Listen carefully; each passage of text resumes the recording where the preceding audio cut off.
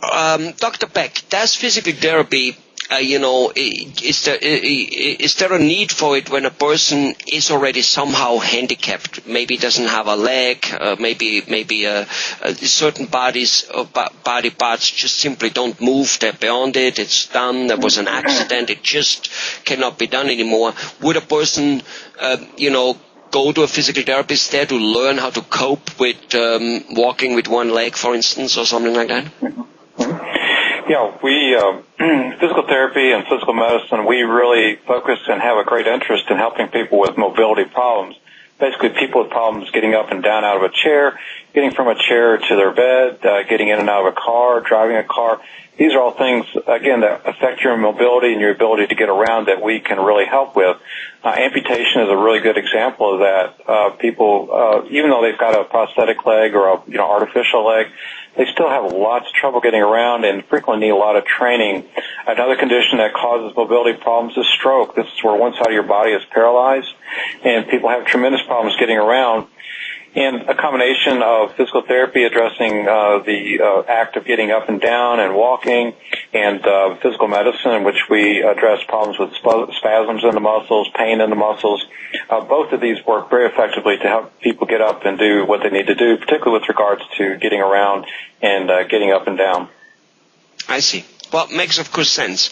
Again, it's a matter of, like everything else a physical therapist treats, not everything else, but lots of you guys are treating, and what I hear from you talking to you, you seem to have an ability to make the right muscle doing the right thing. And, of course, if a person has an amputated leg, he needs some adjustment on the way he operated before, because now one leg needs to do the job of two, and that might not be totally possible, but you need to prepare him for it and strengthen the muscles he now needs to strengthen. And just like with, my wife, she does dancing, ballroom dancing and Argentina tango, and it's quite amazing what ability she has, what she learns there on how to move certain muscles. I don't even know those muscles exist, and she tells me, come on, put it in. And I try to put it in, and nothing is even slightly moving. And because I don't know how to operate that muscle. And what, and the dancers, again, they know that if you don't pull that muscle, if you don't relax that muscle, you won't be able to do X. I would never think of that. And I think that's what you guys really overall do. You know which muscle does what, and which muscle needs to be strengthened. And of course, as a nerve testing person, from your medicine part, you know which muscle has problems in the first place, if it does. And so you can basically, clean out all the cogwheels and make each cogwheel working, so you have a good running watch, I guess. Yeah, exactly. If you've had a major change in your body, such as through amputation or stroke, you basically have to relearn how to walk and do things. And so, again, it's a very technical, complicated coordination issue to relearn how to do these very simple activities that most of us take for granted. This is something that we really take a strong interest in helping people with. Right. Well, what you just said, we take it for granted because we walk from childhood a certain way, and now it's ingrained in ourselves. And you know that, for instance, practice doesn't make perfect. Perfect practice makes perfect. You can practice wrong the whole way. You just get goddamn good at doing it wrong, right? And I see it all the time. What?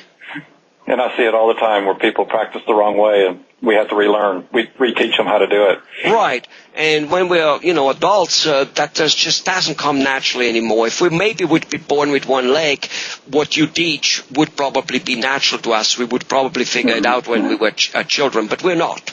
So now we need to tell us somebody, look, there's a muscle there, you never used it, and you better start using it, and here's how to use it. Yeah, exactly. So we go through a very complicated process of relearning how to use the other tissue that's still healthy or still there. And again, it's very much like relearning how to do it the first time. Wonderful. Well, I start getting a whole new level of affinity for the work of a physical therapist. And I think it was that last thing you just said about we're getting so used to have it a certain way. And, the picture of my wife knowing how to use muscles I don't even know I have came in. And, her posture is a lot better than mine because she knows those muscles are there. So I should start going, this is wonderful, I like it. And I think people listening to this video should pay lots of attention to it because we operate better and I think we also look better if we use certain muscles. Sluggish looking and all kinds of things. If you do the right thing, we look better, like in the army. Chest out, stomach in, right? I mean, there are certain muscles you need to do to it in order to make that happen, right? Yeah. You look better and you feel better. Beautiful. Dr. Beck, it was a pleasure talking to you. Thank you very much.